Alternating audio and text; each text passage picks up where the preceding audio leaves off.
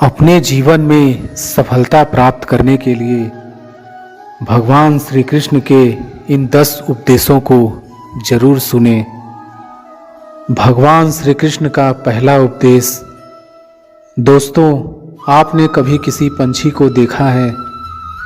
जब उसे अंडे देने होते हैं तो वो सर्वप्रथम एक स्थान खोजता है, एक ऐसा स्थान जो वर्षा, धूप और शत्रुओं से सुरक्षित हो, और फिर वो अपना घोंसला बनाकर अंडे देता है।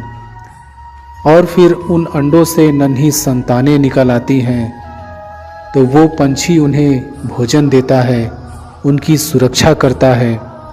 परंतु जब उनके पंख निकल आते हैं तब ना ही उनको भोजन देती है और ना ही उनकी सुरक्षा करती है और ना ही उन्हें घोंसला बनाना सिखाती है, बस उन्हें उड़ने की कला सिखाती है।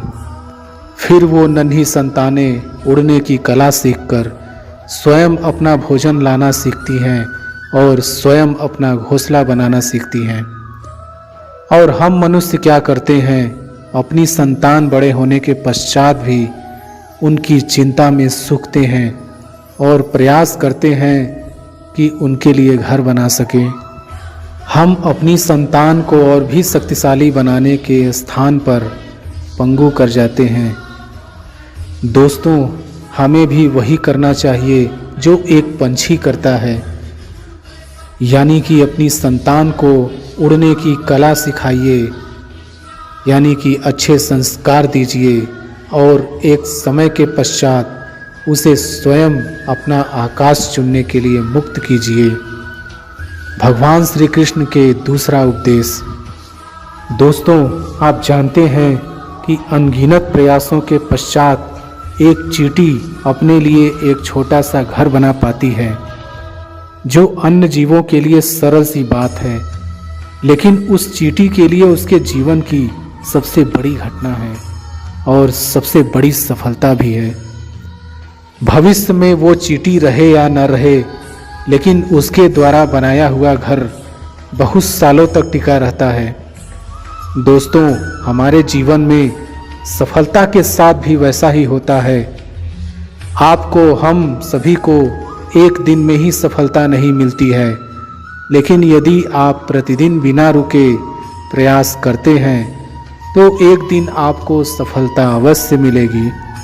आप ये स्मरण रखिएगा कि भाग्य के द्वार उनके लिए नहीं खुलते जो हार मान लेते हैं, बल्कि ये भाग्य उनका स्वागत करता है जो उठकर उनके द्वार खटखटाने का प्रयास करते हैं।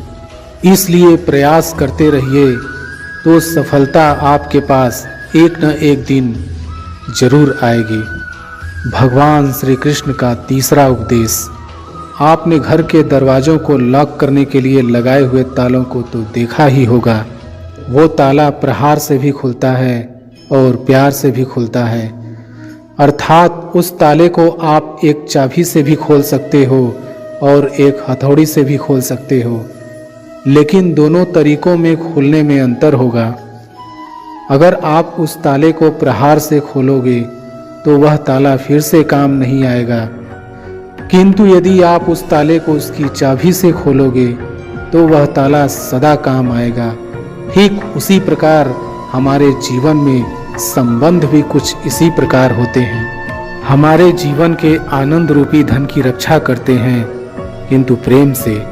यदि अगर क्रोध से किया जाए तो वे किसी काम के नहीं रह जाते हैं। इसलिए उन्हें सदा प्रेम की चाबी से खोलिए, न कि क्रोध रूपी हथौड़ी से, क्योंकि हर बार आप नया ताला ला सकते हैं, लेकिन नए रिश्ते नहीं ला सकते हैं। भगवान श्री कृष्ण का चौथा उपदेश। क्या है यह जीवन?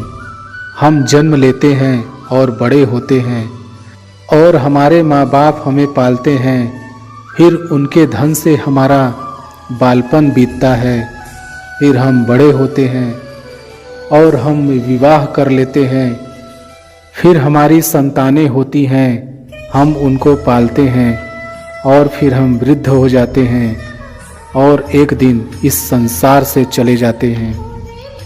क्या यही जीवन है? दोस्तों, आपके और हमारे जीवन में यह प्रश्न कई बार आता होगा। अब मैं आपको एक जल के जीवन के बारे में बताता हूँ।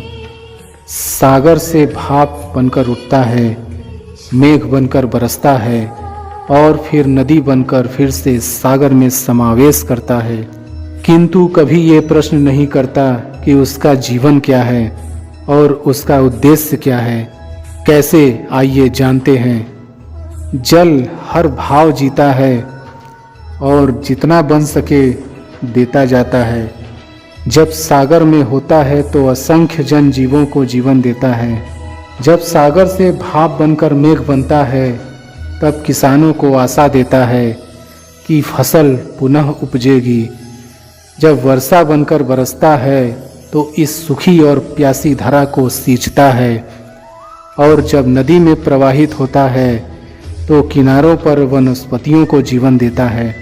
परंतु जरा ये सोचिए कि क्या यह जल कभी ये सोचता होगा कि उसका जीवन क्या है और उसके जीवन का उद्देश्य क्या है?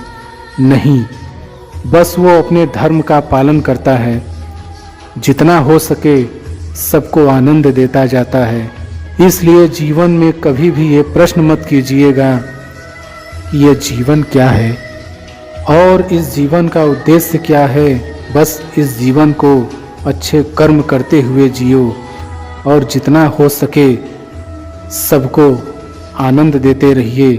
फिर आपका मन प्रसन्न होकर बोलेगा कि राधे राधे।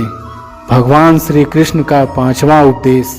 दोस्तों, कभी वर्षा के कारण बने कीचड़ से होकर आप कभी अपने घर गए हैं तो आपको पता ही होगा कि पादुका पहनने के कारण उस कीचड़ से तो आप बच जाते हैं, किंतु उन पादुकाओं द्वारा उड़ने वाली बूंदें आपके वस्त्रों को मैला कर ही देती हैं। किंतु फिर भी उस बूंदों से आपके वस्त्र गंदे हो जाएंगे। इस कारण से आप चप्पल पहनना तो नहीं छोड़ते हैं ना।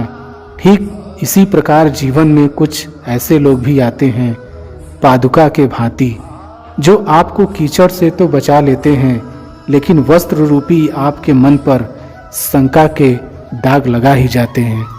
इन लोगों के कारण से मन को खिन्न करने की आवश्यकता नहीं है, बल्कि आवश्यक है यह सोचना कि आपको आपके पांव कीचड़ से बचाने हैं या आपके वस्त्र। अर्थात हमें हमारे जीवन में गंभीर होना अच्छी बात है, लेकिन अगर आप हर बात को गंभीरता से लोगे तो इस जीवन का आनंद समाप्त हो जाएगा। दोस्तों, ये संसार अनित्य है, यानी कि यहाँ पर ऐसा कुछ भी नहीं है जो सदा के लिए जीवित रहेगा। इसलिए दोस्तों, श्री कृष्ण कहते हैं कि जब तक ये जीवन है तब तक आप संतोष और आनंद से जियो। स्वयं पर छिटकने वाले कीचड़ पर ध्यान न दें, बस आनंद बांटते रहिए। फिर मन प्रसन्न होकर बोलेगा कि राधे राधे। भगवान श्री कृष्ण का 6वां उपदेश।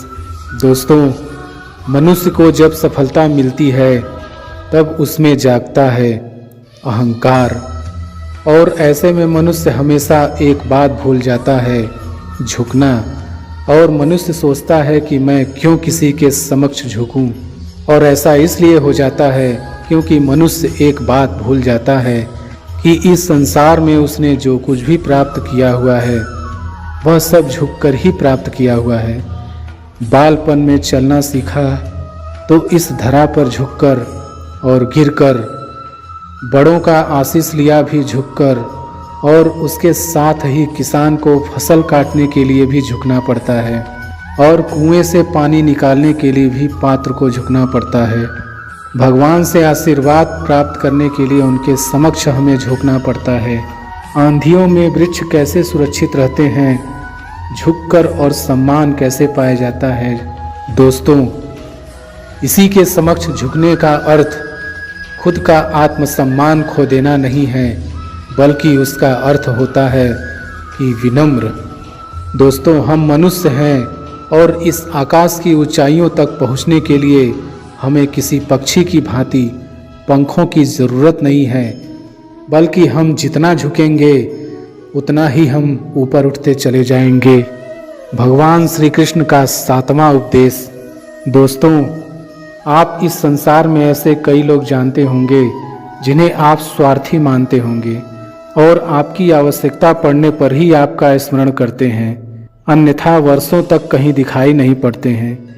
लेकिन उनको जैसे ही आपकी आवश्यकता पड़ती है तो वे लोग हाथ जोड़कर आपके सामने सज्जन हो जाते हैं। दोस्तों, आपको उन लोगों का बड़ा क्रोध आता होगा ना, और आपका मन खिन्न हो जाता होगा और फिर आपके मन से यह स्वर निकल जाता है कि इस व्यक्ति की सहायता कभी न करना, किंतु आप ऐसा कभी भी मत कीजिए। अब आप यह सोच रहे होंगे कि क्यों कह रहा हूँ मैं ऐसा, क्योंकि भगवान श्री कृष्ण कहते हैं कि स्मरण रखिएगा कि दीपक का स्मरण व्यक्ति केवल तभी करता है जब अंधकार गहरा हो जाता है। इसलिए उस व्यक्ति को स्वार्थी मानकर खुद व्याकुल ना होइए, बल्कि स्वयं को दीपक मानकर आनंदित हो जाइए और खुद को भाग्यवान समझिए, क्योंकि किसी को जरूरत पड़ने पर आपकी याद आती है और आप इस संसार में किसी की सहायता करने योग्य हैं। इस जीवन में किसी के स्वार्थी होने से स्वयं का दृष्टिकोण न बदलें। बस ये दृष्टि रखिए स्वयं के परमार्थ पर, फिर प्रसन्न होकर बोलेगा कि राधे राधे। भगवान श्री कृष्ण का 8वां उपदेश। दोस्तों, हमारा शरीर प्रकृति की सर्वोत्तम रचना है और जो अंग और तत्व हमें मिले हुए हैं उन सभी का अपना एक संदेश है। क्या है वो संदेश जो हमें हमारे अंगों और तत्वों से मिलता है? आइए जानते हैं। दोस्तों, हमें 2 आंखें दिए हुए हैं देखने के लिए, 2 कान दिए हुए हैं सुनने के लिए, 2 नथुने दिए हुए थे सांस लेने के लिए और 2 हाथ दिए हुए हैं दोहरा परिश्रम करने के लिए। लेकिन जीभ केवल एक ही दी हुई है, उस पर भी नुकीले बलिष्ठ दांत दिए हुए हैं उसकी रक्षा के लिए। दोस्तों, आपने कभी सोचा है क्यों? क्योंकि शब्द और शब्दों का उपयोग मनुष्य का सबसे बड़ा शस्त्र है, जिसका उपयोग जितना सोच समझ कर किया जाए उतना ही मनुष्य अपने जीवन में ऊपर उठता है। इसलिए दोस्तों, देखो, सुनो, समझो अधिक लेकिन बोलो कम, फिर आपको सफल होने से कोई नहीं रोक पाएगा। भगवान श्री कृष्ण का 9वां उपदेश। दोस्तों, इस संसार में सबसे अधिक शुद्ध माना जाता है गंगा जल को। कभी आपने सोचा है कि क्यों? क्योंकि गंगा जल का आविर्भाव ही शुद्ध होता है और उसका जन्म शुद्ध होता है। जहाँ से उसका प्रारंभ होता है वो शुद्ध होता है और प्रारंभ का शुद्ध होना अति आवश्यक है। दोस्तों, हमारे जीवन में प्रारंभ होता है हमारे विचारों से, इसलिए हमेशा अपने विचार शुद्ध रखिए।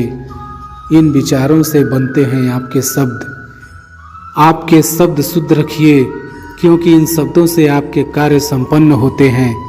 आपके कार्य शुद्ध रखिए, क्योंकि आपके कार्य आपका स्वभाव बनाते हैं और स्वभाव से बनती है आपकी आदतें और आपकी आदतों से बनता है आपका चरित्र, और ये चरित्र संसार के समक्ष आदर्श के रूप में आता है। लेकिन विचारों से आदर्श तक की ये यात्रा तभी शुभ होगी जब आपके विचार शुभ और शुद्ध होंगे। इसलिए इस जीवन में और संसार में अगर आप सफल और कामयाब होना चाहते हैं तो अपने विचार शुद्ध रखिए, फिर आपका मन प्रसन्न होकर बोलेगा राधे राधे। भगवान श्री कृष्ण का 10वां उपदेश। दोस्तों, यदि मैं आपसे पूछूं कि दूध और माखन इन दोनों में संबंध क्या है तो आप कहेंगे कि ये तो सरल सी बात है, दूध से ही तो माखन बनता है। और यदि मैं आपसे पूछूं कि इन दोनों में अंतर क्या है तो कोई कहेगा कि एक तरल है तो दूसरा ठोस, तो कोई कहेगा कि एक जनक है तो दूसरी उसकी संतान है। नहीं, इन दोनों में अंतर है शुद्धता का, क्योंकि माखन दूध से कहीं अधिक शुद्ध होता है।